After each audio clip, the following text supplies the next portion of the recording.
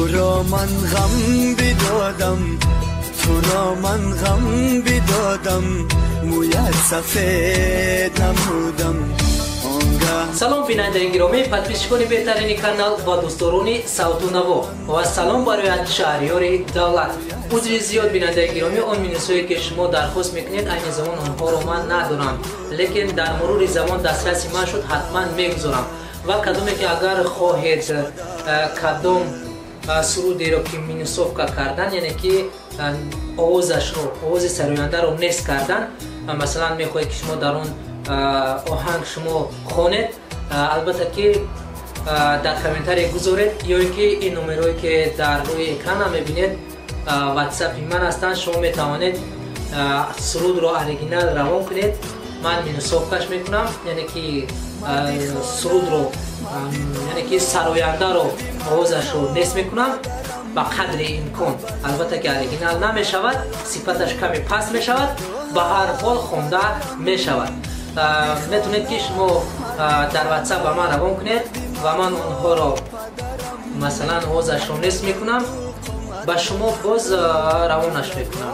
البته که کارکردی مرا نیست، به نظر نگیرید.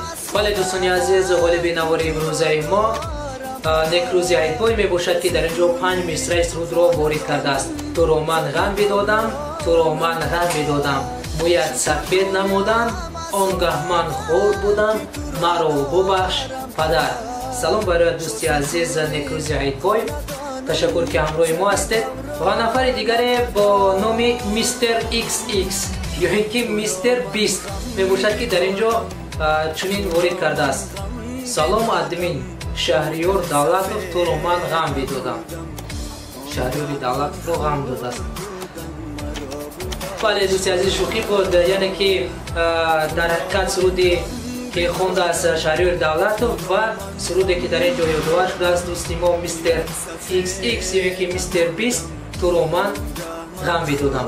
بله دوستان عزیز، پیش از اونی که من برای شما کاراوکه خود شهریار دولتوف سرودی پدر، یعنی که تو رو من غم بدادم، پیشنهاد شما کنم، آهنگی رو پیشنهاد شما میکنم و اولین شده دو مصرعش رو در کامنتاری بذارید. رفتیم.